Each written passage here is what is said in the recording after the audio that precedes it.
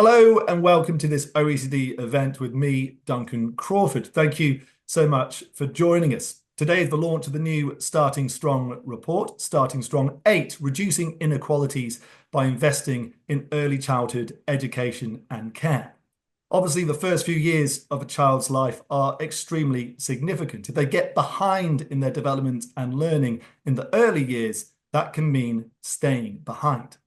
This new OECD report outlines why improving the quality of early education and care settings and boosting participation can have lasting benefits, particularly for disadvantaged children.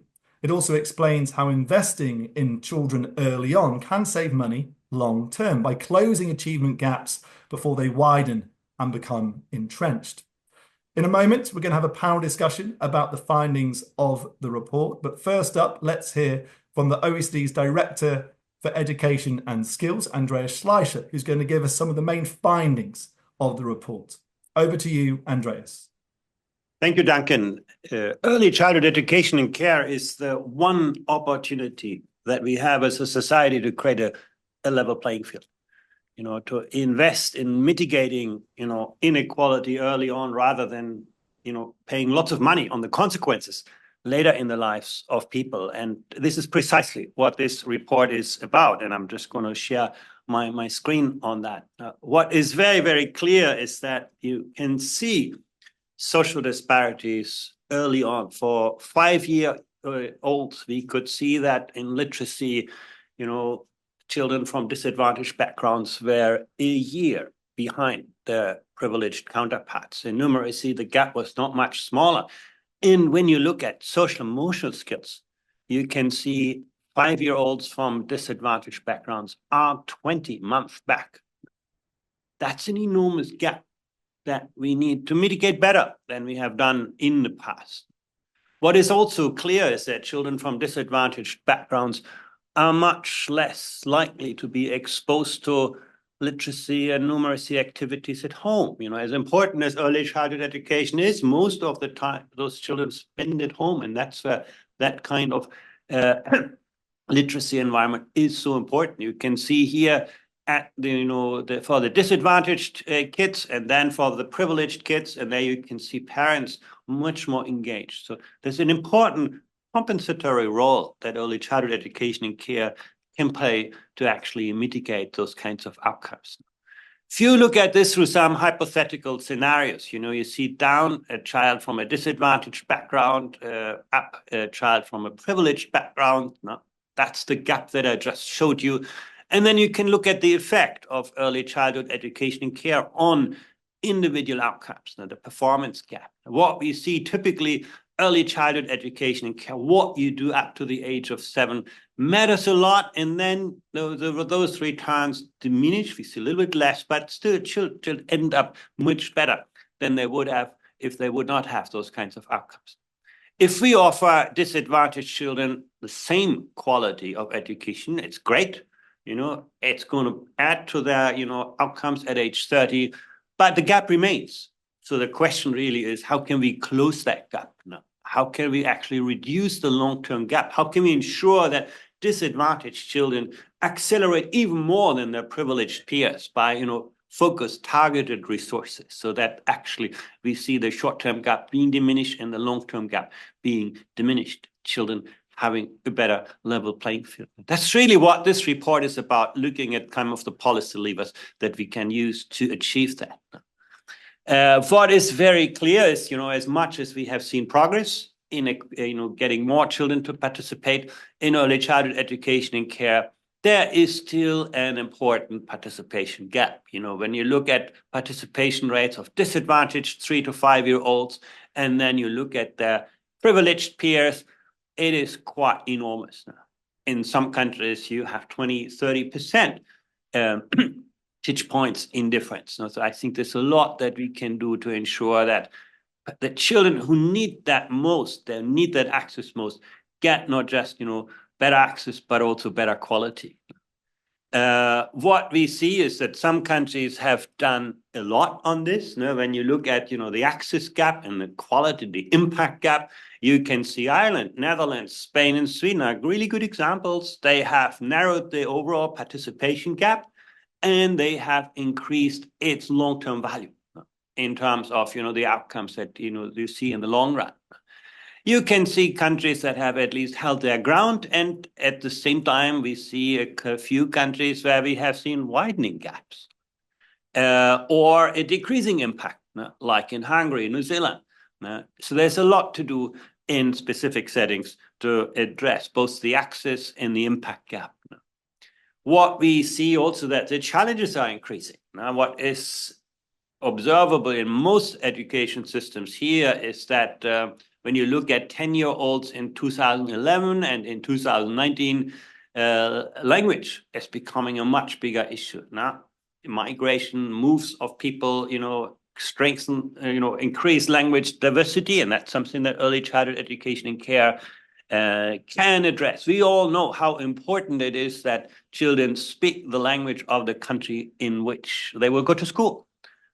And you can see there's a lot of work to do. That's an increasing challenge almost anywhere in the world where we have this. How did we prepare this report? We talked to the countries that, take part in this, 22 of them. We then, had experts working with them. You're going to hear from some of them in a moment, workshops.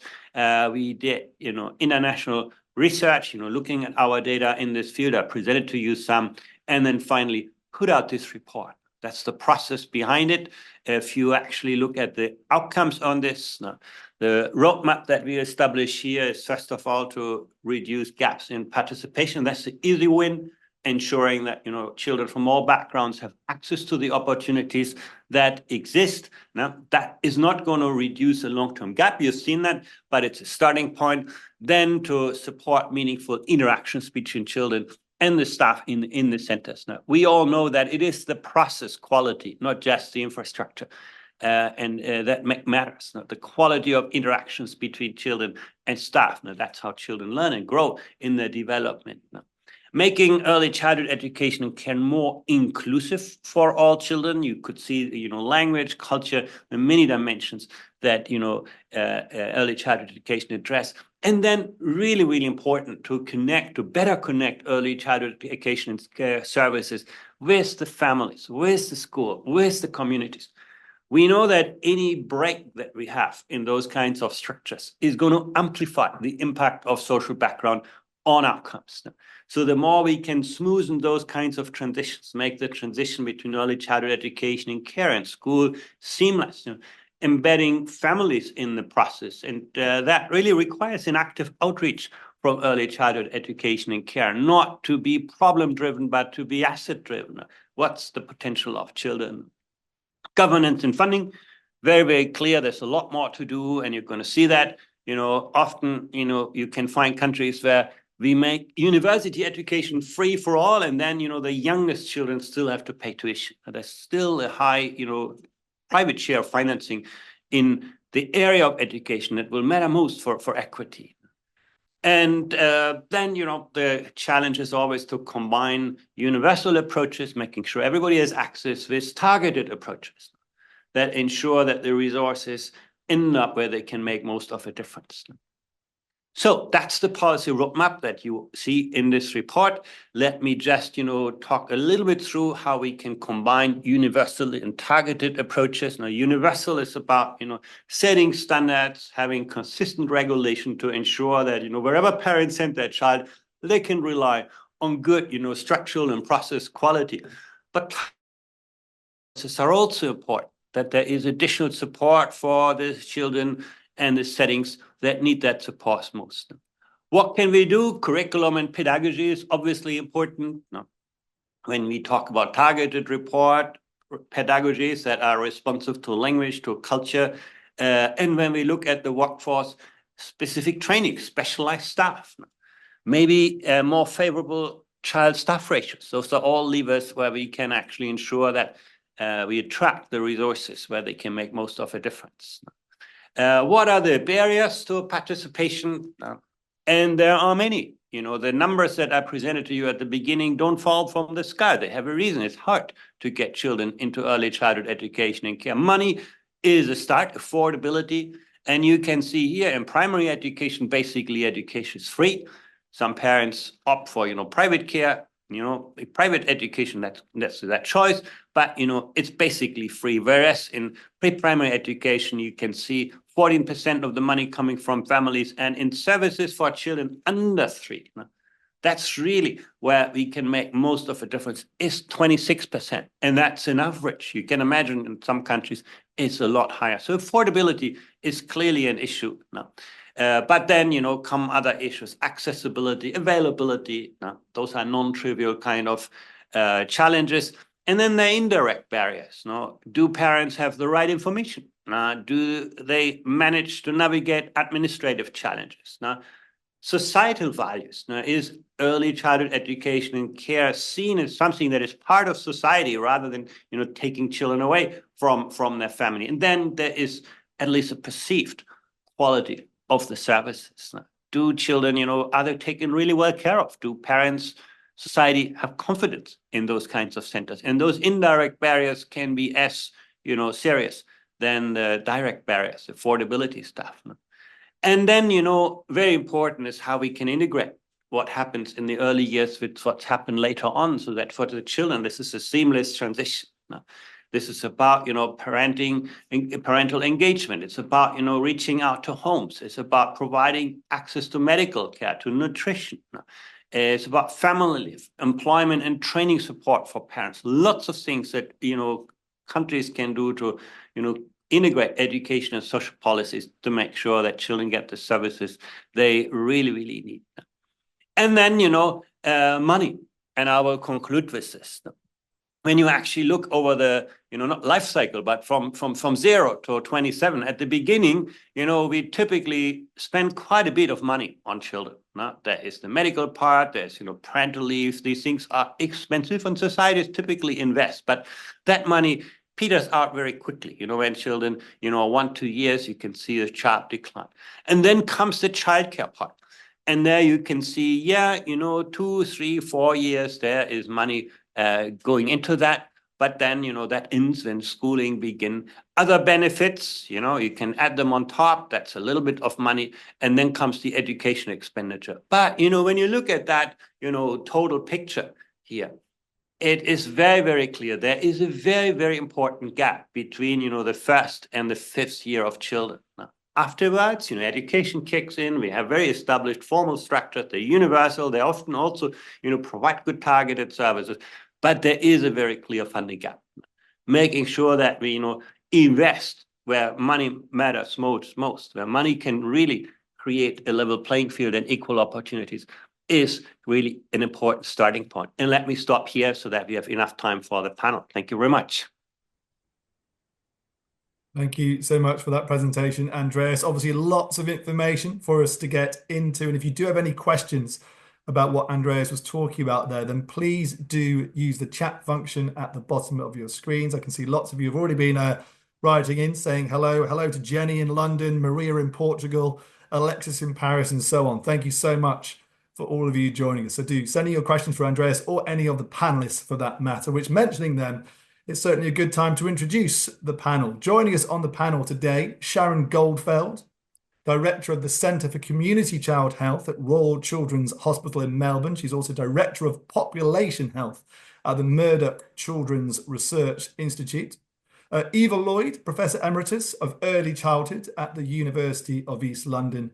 And also joining us, Michelle Vandenbroek, Professor Emeritus of Social Work and Social Pedagogy at Ghent University in Belgium. Thank you so much for all of you joining us today. To begin with, I want to get some of your reaction to some of the report's main findings. Eva Lloyd, if I could start with you. Part of the title of this report is about investing in early childhood education and care. But as we've been hearing, many families simply can't afford to put their kids in nurseries or creches. And at the same time, many OECD countries are facing tight budget constraints. So what can be done in your view? Should the priority be investing more or investing better?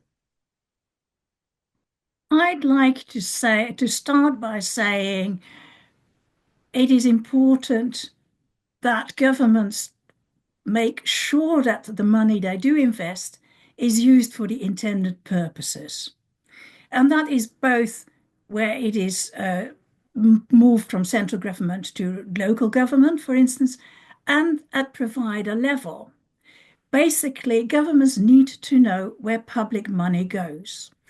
And it's quite clear that in many systems, the government may be unable to fully track the use of the money. So particularly in my research experience, in marketized systems.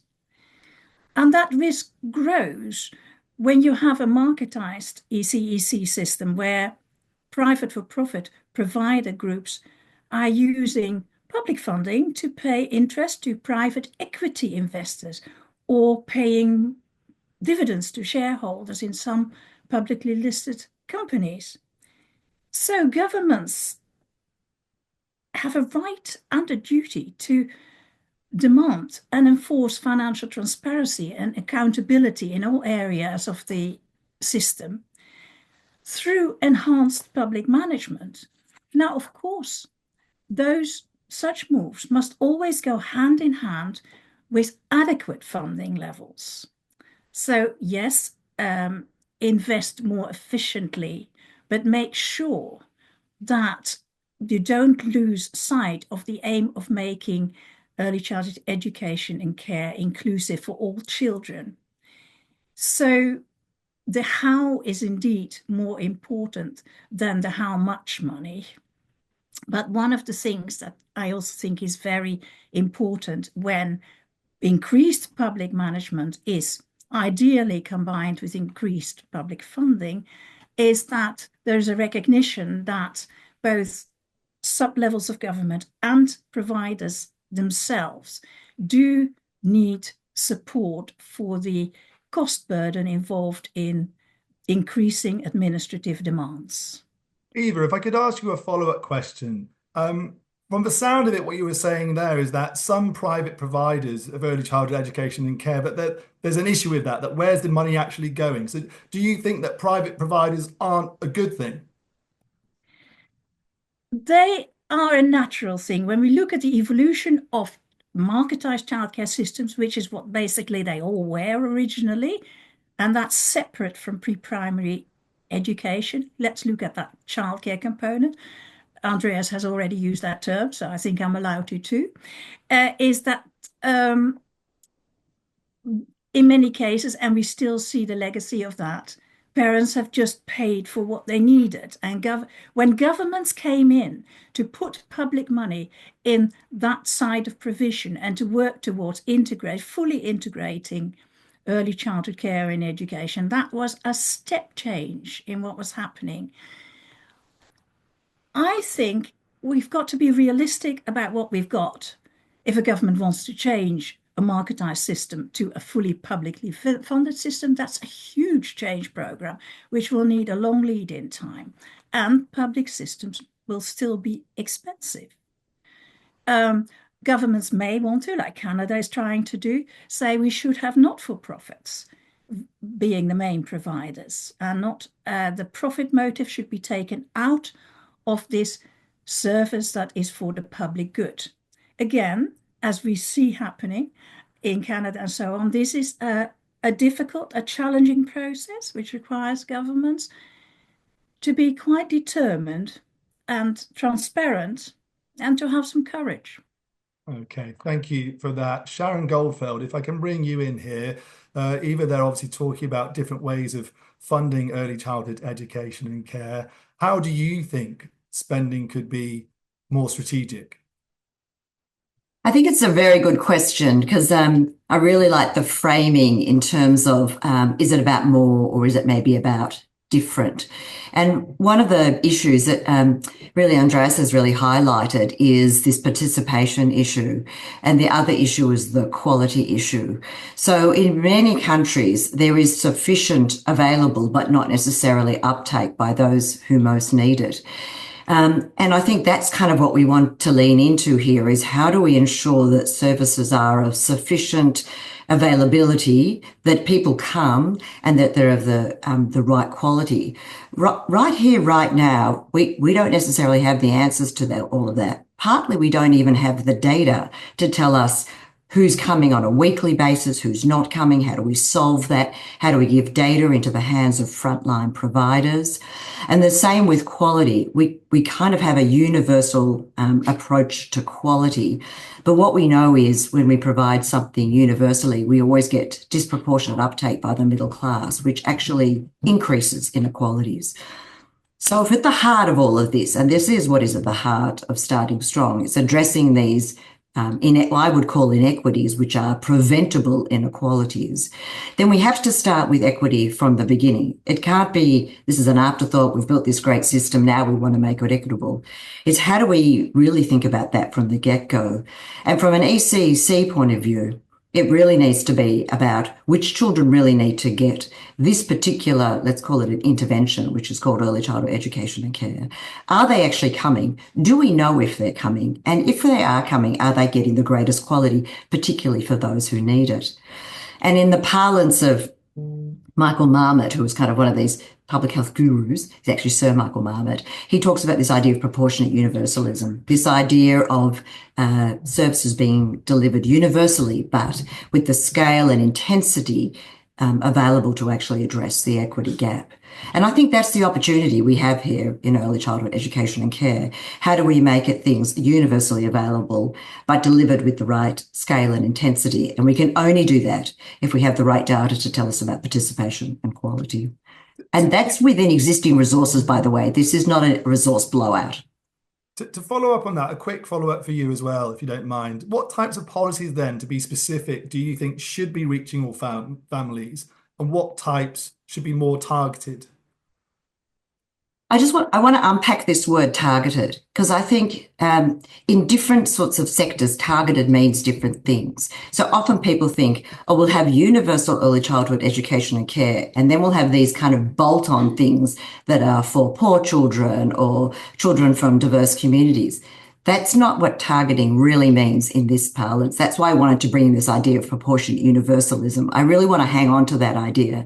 The policies might be more targeted in terms of enabling childcare that is in more disadvantaged areas, for example, or who might have greater need. This is understanding your local need.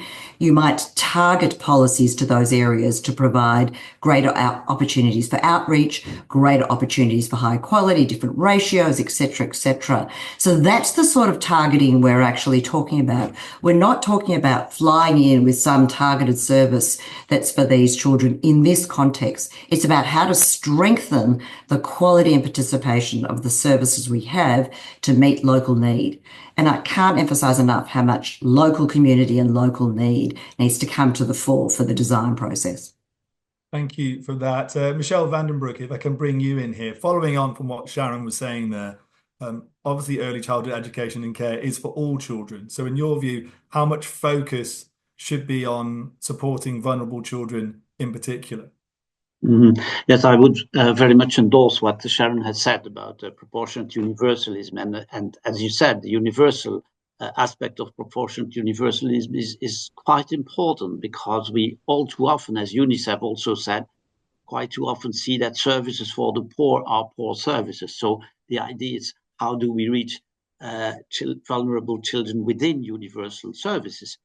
And we have done quite some research that shows that, well, it all comes down, let me first say, it also comes down to process quality, as Mr. Schleicher had said. So it is about the interactions adults have with children and the educational support that they offer children.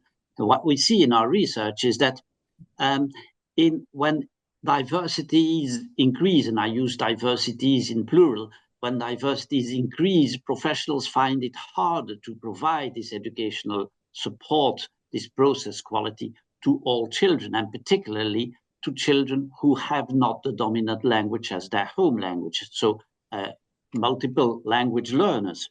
And so this means very clearly that these professionals need some additional support. For instance, within it does not mean that these groups need to be, that vulnerable children should be targeted within service by putting them apart. It does not mean that that we need special services coming in, but it does mean that we need to support the professionals to work with small groups of children, especially on issues of educational support, on language, etc., to do activities that support these children. And very often that indeed means that we have to fund a continuous professional development and to add some more professionals where the needs are higher. So it could, for instance, it has repercussions for the finance systems.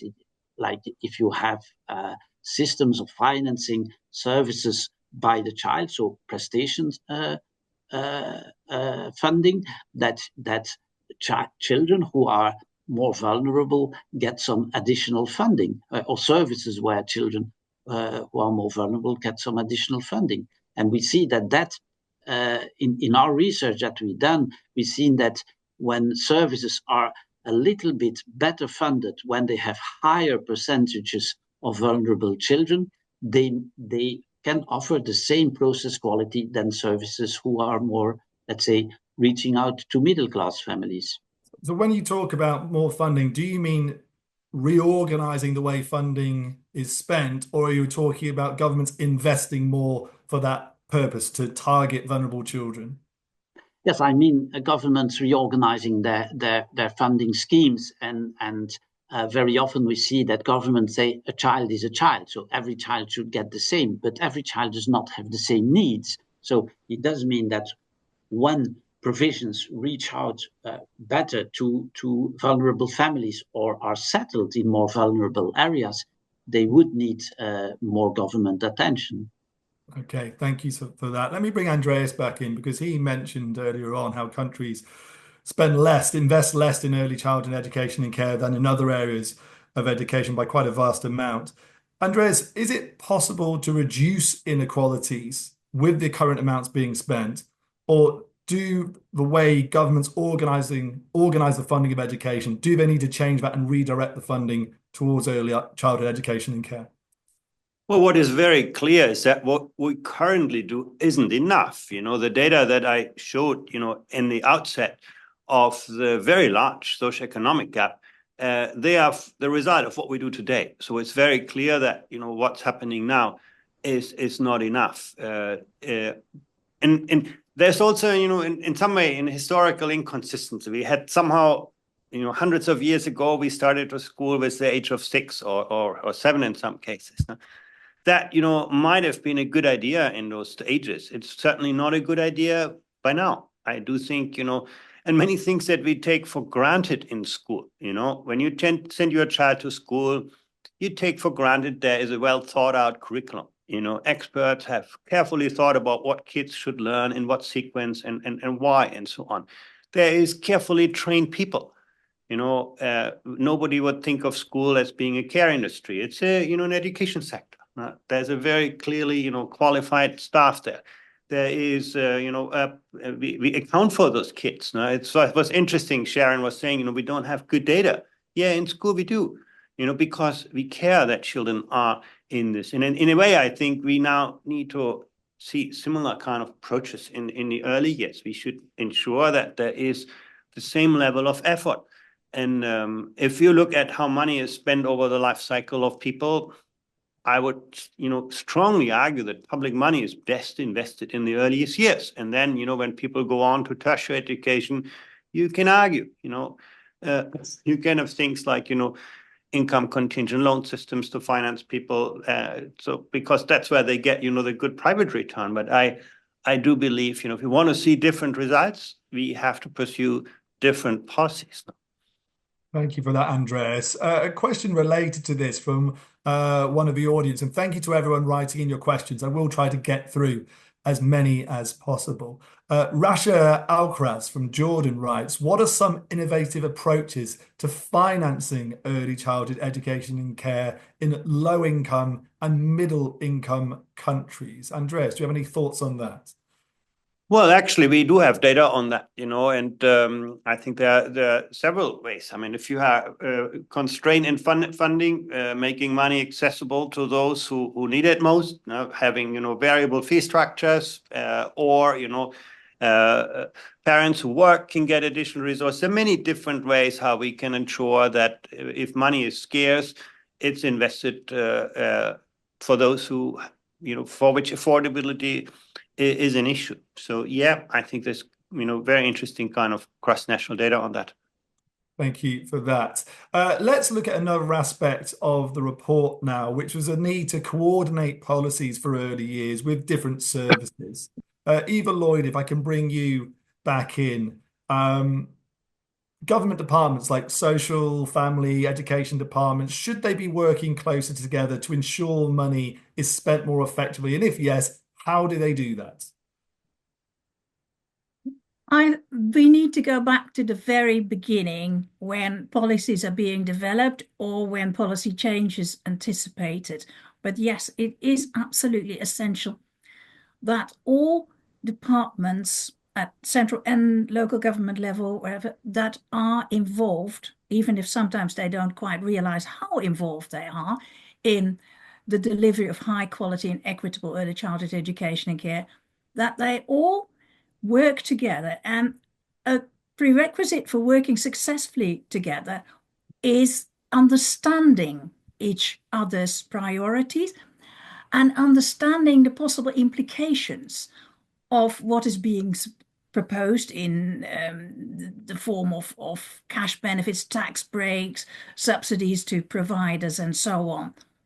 So it needs a great deal of groundwork. And a good example of that is what happened in Ireland in the last 10 years, when Ireland developed its first 5 whole of government strategy for babies, young children, and their families, which runs from 2018 to 2028, and where there was a lot of groundwork done, which has been written up at some lengths.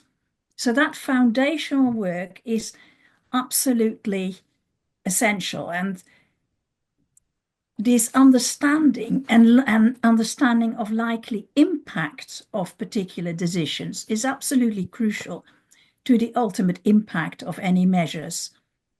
So developing a monitoring a policy impact assessment can help, but everybody has to be involved in that as well.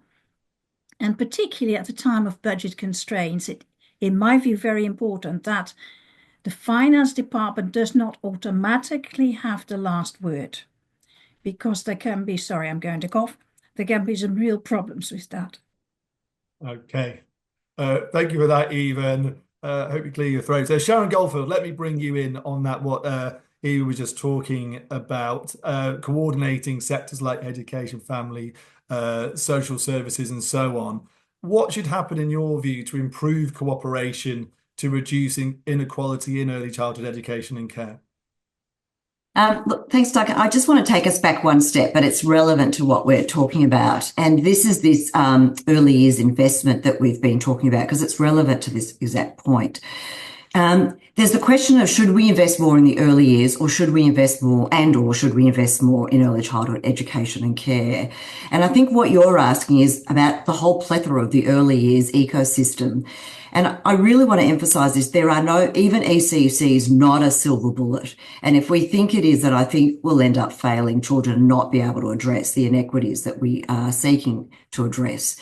And so then it comes to what's the kind of stack of things that we need to think about. And I like to call on James Heckman's work. James Heckman, of course, you'll all know, Nobel Prize winning laureate, sort of put a lot of the economic arguments for early childhood on the map. But actually, he's been talking about this idea of dynamic complementarity, which is just a fancy way of saying mutual benefit.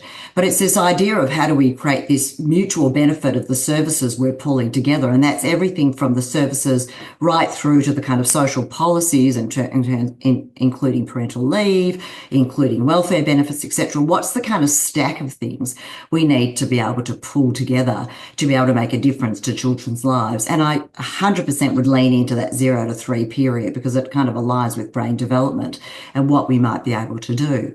So if that's the premise we're trying to sort of put on the table and ask governments to say, do your front end investment in the early years because it makes the most economic sense, it makes the most brain development sense, and you don't front end, that's very clear from Andreas's graph, then the question is, what should that look like, or could that look like in the real world?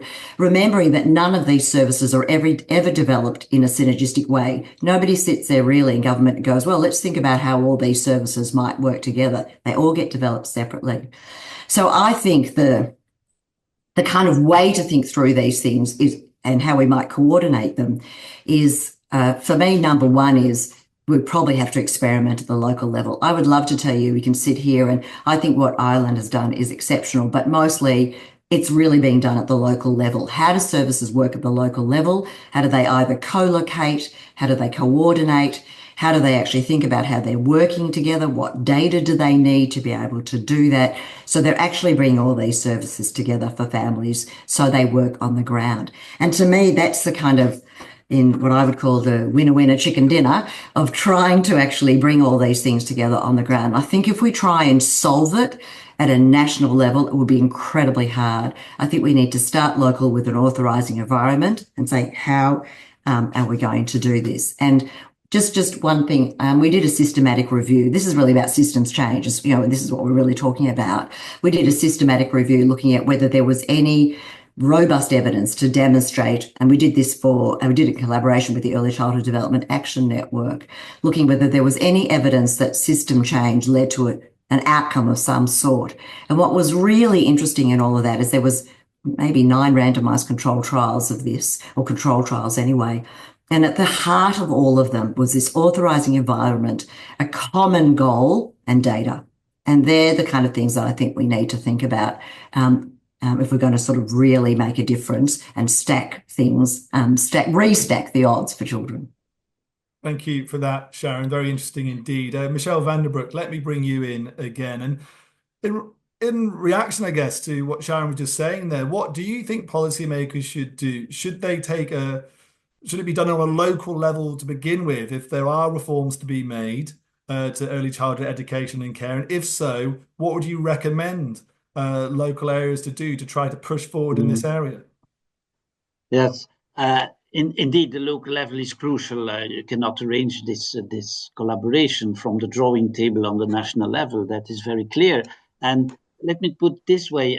I think Andreas showed a very interesting slide that is also in the report on these different fields that are important for families and how they collaborate. And at the center of the different circle is the child and his parents. And let's not forget that, because the risk of this collaboration, inter-services, intersectoral collaboration, is that they would exclude the parents and that all the professionals sit together above the heads of the families.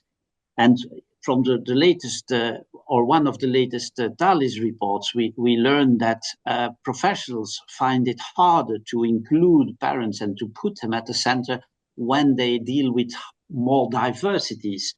And that has to do with our very often our traditional views on how childcare and preschools and the whole educational system views parent participation.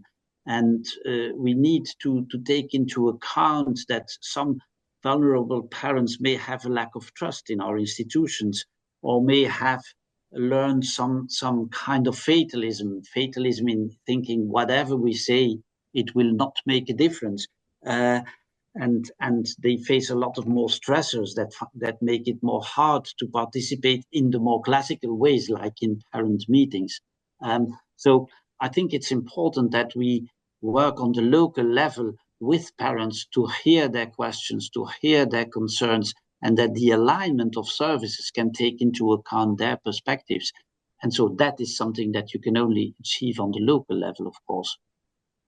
Andreas Slicer, on that point which Michelle was making there, should parents and families be playing a bigger role? And if yes, what can policymakers do to encourage that and ensure that when parents do play a bigger role, it's beneficial, or more beneficial than we already know it usually is?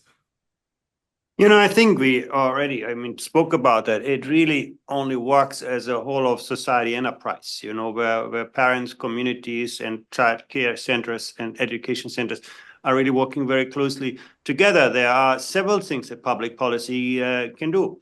Sharon highlighted the importance to integrate different policy fields, and Eva has talked about, making sure that we have, move away from the silo. We can get to take a whole child perspective. I think there's a lot that public policy can do that for parents. It's a seamless trajectory so that they do not have to navigate very complex bureaucratic structures, but, they get a one-stop service for their children. But there's also a lot that policy can do to actually strengthen interactions between the centers and families. For a start, early childhood education does actually better than school in that. Most early childhood education and care institutions are actually quite good already to reach out to parents, to connect with them. Parents bring their children, they talk, and so on. So there's a good level of interaction. But we once did a TALIS study on the early years, and it was very interesting that you get, some countries in which staff will tell you, it's not my business to talk to parents, for example, about, technology consumptions or other things. That's really a private to family business. Whereas other countries, staff say, of course, that's my responsibility. I need to help parents, not just with, the direct education issues, but with, questions like parenting, where I have more expertise and experience than they do have when it's their first child. So I think that's the second dimension that is really, really important, that there's a very close connection between the centers and the families, a place of trust, a place where parents, get good interaction. And that means, staff need to have the time, resources, support, training to see that as part of their job rather than, an additional extra. Thank you for that, Andreas. And thank you to everyone who's been writing questions. I'm going to now try to whiz through as many as possible. And one slightly related to what Andreas was just saying. So I'll ask you, Andreas, this question. It's from P. Sweeney, who writes, regarding the workforce for children's education and care, were there any strategies or government policies identified in the report that supported and built staff retention over time? Yeah, absolutely. I mean, in this report, we focus primarily on the equity dimension. So what training and support staff have to address the needs of children with, from disadvantaged backgrounds, from linguistic minorities and so on. And those things do really matter. And again, when it comes to staff quality in school, we take care of that. We have very clear, professional pathways, how people get there, what training they get. When you face your teacher, pretty much, what training they have gone through.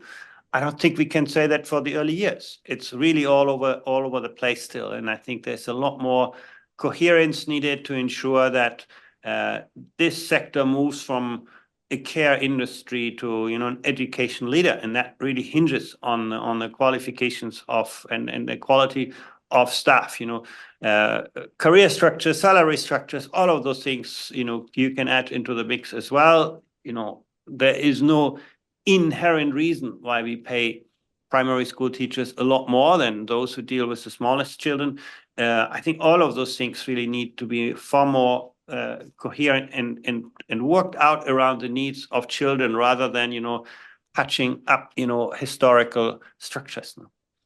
Okay, thank you for that. A question from Samantha Durr. Perhaps Michelle Vandenbroek. This one might be relevant to you, but if not, do say so. So Samantha asks, do any of our speakers have evidence of the benefits of family support in reducing inequalities? Well, yes, there's a lot of evidence from different countries, especially when early childhood education in the preschool age from 0 to 6 is combined with parent support programs. The whole issue is, of course, that it's who benefits from the program, and are programs able to reach out to the most vulnerable families, and do they provide the quality that is needed? But if you combine parent support programs with center-based or home-based early childhood education, there is quite a lot of evidence of long-term beneficial outcomes.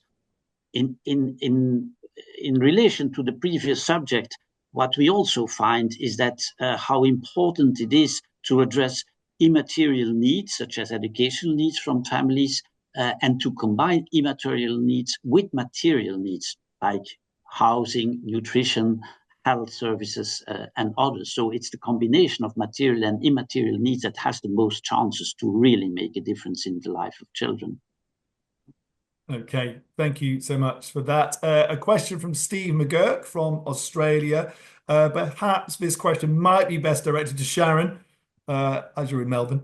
He asks, how can we ensure early identification and skills development of left-handed children are normalised in early child education and care settings? Well, that's a very specific question.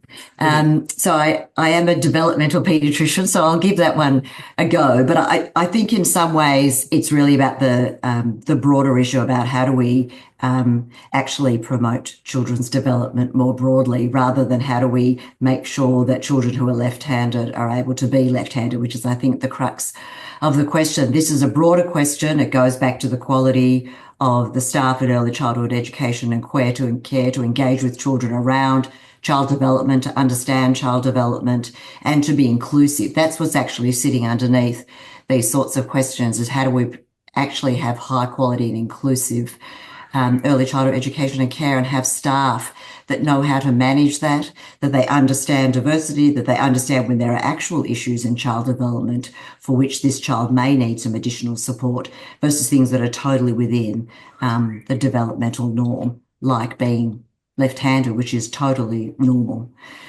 So I think that underneath all of that is really a question about the quality of staffing and the understanding of child development, rather than a long question about left-handedness, which is totally perfectly normal. Okay, thank you for that, Sharon. Eva Lloyd, this is quite a specific question as well, so I'm not sure if you can answer, but Philip Dent from the UK writes, how can professionals support highly mobile children, like many who are in the families of those serving in the armed forces, when their early childhood education and care is disrupted? Do you have any thoughts on that? I would hesitate to go deeply into good practice in this area at a level of early childhood settings, but more generally, there is this need for communication and contact, and that is often disrupted when children move. So we need to enable our practitioners to have time for those kinds of important aspects of working with children and looking after them and educating them. And that does bring me back to the point I want to make about the workforce. In the Starting Strong 2 report, that made a very great impression on me as an eager policy researcher 19 years ago in 2006. The need to value the workforce was emphasized enormously, and to translate that valuing into good employment terms and conditions and good pay, and a clearly executed career structure, career progression. And I think that is one of the areas where in the last 2 decades, we have made the least progress across the world. And of course, I think that everybody here will be agreeing with me that the quality of the workforce and their ability to be the best they can be is absolutely pivotal to the quality of the provision, and therefore the outcomes for children, their enjoyment in the here and now. And this is a huge, so the questioner really highlighted one of the aspects where we expect our practitioners to be highly specialized and full of understanding, knowledge, and experience. And we are not supporting that at the moment sufficiently by any means. Indeed, intervening in the pay and conditions of staff is one of the most challenging aspects of policy making in marketized systems in particular. Thank you for that, Eva. Andreas Slicer, if I can bring you in on another question here from Mira Oki. He says, how can we retain high quality early childhood education and care staff in the sectorial practice, given many different factors, but including low pay very often? Yeah, I think Eva spoke to that already. I think it has to do with pay, but not just. I think we see from many surveys that it's easy to keep a sector financially attractive. It's harder to keep it intellectually attractive, to ensure that there are interesting career structures, that the job is highly valued by society. We have data on that, in some countries, teachers do not feel that, the work they do every day is appreciated, valued by society. And again, that is only in part reflected in pay structures. But clearly, getting those things right is very, very important, or else people are going to leave for other sectors. And this doesn't necessarily need to be a lifetime job. I think some mobility is always, something that you should expect, but people should not leave for the wrong reasons. We want to ensure that people who are good at their job and passionate for it do have the conditions, the working conditions to do their work well and to be recognized and rewarded for that. And there are interesting models for that. When we actually study, pay scales and career structures, and there are interesting approaches to that. And there are always choices that you have to make. You can't easily improve staff ratios and also raise salaries. Sometimes there are trade-offs between those factors involved. But what is very, very clear is that the kind of conditions that governments provide or the sector provides are really influential on retention. Thank you for that, Andreas. Now, I'm not sure who the next question, who might be best placed to answer it on the panel, but Simon O'Grady in Bangladesh writes, how should the specific challenges of early childhood education and care for rural communities in developing countries be addressed? Does anyone on the panel have any thoughts on that? I can talk about rural areas in Australia, but not rural areas. But I suspect there's a lot of similarities, and I'd also like to just start by saying it's incredibly challenging. So this is not just an issue of, well, we can, like in Australia, we're thinking about, can the government then just pay for early childhood education and care to be built in very rural and remote areas? There is the very real issue of workforce, and then how do you bring workforce in? So I'm not sitting here, Duncan, and saying I've got all the answers, but I suspect the challenges for rural and remote Australia are probably similar but exacerbated in some of the other countries that we've been talking about in the global south, because of course the issues of workforce are magnified anymore, the amount of spending that's available, the ability to sort of build these things. My view is actually, and I'm not expert enough in this, I'm sure others are, which is there's probably lots of, one of the questions was, what are we actually doing and learning from some of the low and middle income countries? I suspect they're innovating at a higher rate and with more innovation than we are actually in a number of our high income countries, because so many of the structures are set. And I imagine that there's a lot of learnings from low middle income countries, including from rural areas. But if there's anything I can say from the rural areas in Australia, these are really substantial issues, because you can't zoom in early childhood education and care. Thank you for that, Sharon. Very insightful. And thanks to everyone who's been writing in questions. We are running fairly low on time, but Sharon mentioned innovation. I think it's quite timely maybe to refer to one of the questions which we've received, and maybe I'll go round the panel as it's looking ahead to the future and to innovation. James Michael Walker writes, but Elon Musk has said that during the 21st century, there'll be more robots than humans. Maybe there'll be more than 20 billion robots on Earth. Every child before the age of 5 could have his or her own robot. New technology, AI, and so on. Can we use AI-related technologies to bridge the investment gaps in early childhood education and care? Maybe Michelle Vanderbroek, we start with you. Well, I'm certainly not an expert in AI, so I would know. But what we know from history is that the provisions for the future are very often not proven true later on. But I would point at something else about we live in a very special time in history.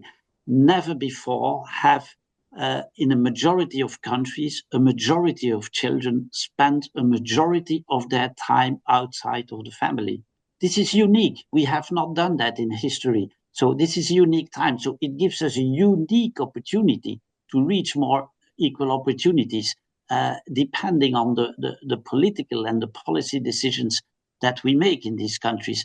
And so this is quite promising for the future, because this is an evolution that will go on in the next decades to come. We will be even more in a situation where a majority of the children will be educated a majority of their time outside of the home from an earlier age than it has ever been done before. So, and that will be work by humans. And so we need to invest in the humans that take up this educational challenge. Thank you for that. Eva Lloyd, what about you? If we're looking at innovations which could happen in the future to help solve some of the big issues in early childhood education and care, could AI-related technologies or other kinds of technologies be part of that solution to bridging investment gaps, for example? Well, AI already is. When we look at the ways that practitioners communicate with parents about their children and about the goings on in the settings and the programs and so on. But there is a special aspect to the care that is delivered in early childhood education and care, which is not easy to replace with AI. We have operations that are robot assisted or even carried out by our robots in hospitals. But just try and imagine for a moment, should we use robots to change nappies? Every practitioner knows that all these interactions with children, in order to have the intended pleasurable effect and educational outcomes, depends on very focused talk between the practitioner and the children, helping with child development and so on. I think in early childhood education and care, just as in adult social care and children's social care markets, the role of AI will be limited in relation to the role of humans. This cannot be changed. I know there is a big discourse, isn't there, about people being afraid of losing their jobs because of AI in other sectors of industry. But in these particular sectors, I think there will be a limit. I'm interested in what innovations will be offered to us, but I would be terrified if robots started changing nappies. Thank you for that, Eva. Sharon Goldfeld, you're the one who mentioned innovations to begin with. If you were speaking to policymakers, which innovations would you like them to implement to improve early childhood education and care, potentially with a technology focus? I mean, it's kind of like, do you throw the AI baby out with the robot bathwater or something like that? Because, Eva's so right. Like I was thinking of kind of having cognitive dissonance between the research that tells us how important relationships are for child development and early childhood education and care, and the fact that AI may be able to do some things that perhaps we haven't done to date. So, for example, could you have AI helping educators coach them on the spot? How do you do this? How this child's reacting? We've got new technology that actually can listen to what a child says and tell the educator, these are the sort of things you could say that will enhance this child's language. So there are sort of innovations that we could do that would absolutely accelerate early childhood education and care quality, but they need to be tested. I mean, no one's talked about the testing. Innovation isn't just innovation, let's just make stuff up. It's can we actually test things and see whether or not things are better. So, I would hate to think that we're going to go from here to AI nirvana, but there'll be some great testing along the way where AI could be incredibly helpful. So we should absolutely innovate and test, but we should hold dear what we know, which is that relationships are absolutely fundamental to children developing and to developing into the sort of adults that eventually we want to run the world. And I also would hate to think that we're ending on something by Elon Musk. So perhaps we end with something else. Okay, let's ask Andreas a very quick last question because we've only got a minute or so left. Andreas, if you could enact one policy change right now or innovation in early childhood education and care, what would it be? You know, on this other question, I'm a great believer in AI. I think it's going to make a huge difference in the whole education sector. But let's not start with the smallest kids. You know, let's make it work in university and maybe school. And I think in the early years, you know, we don't need more second-class robots. We need, you know, first-class humans. We need to ensure that, you know, children grow up with the social, emotional support. And that's where I would put the focus. You know, I think it's the training of staff, the quality of the staff, and anything else can be built around it. Thank you so much, Andreas, and to all our panelists. I'm afraid we are out of time.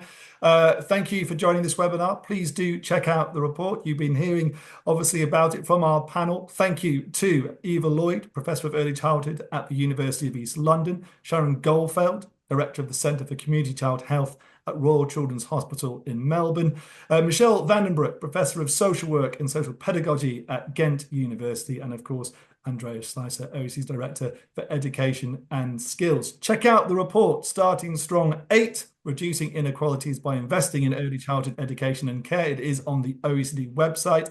If you click on the supporting materials button on the side of the screen, there's also an additional brochure with extra material and opinion pieces. And a new podcast will be coming out on early childhood education and care on the OECD's Education podcast, Top Class, with none other than me. So you can't get away from me.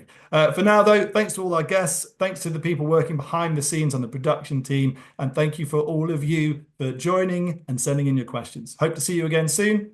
All the best.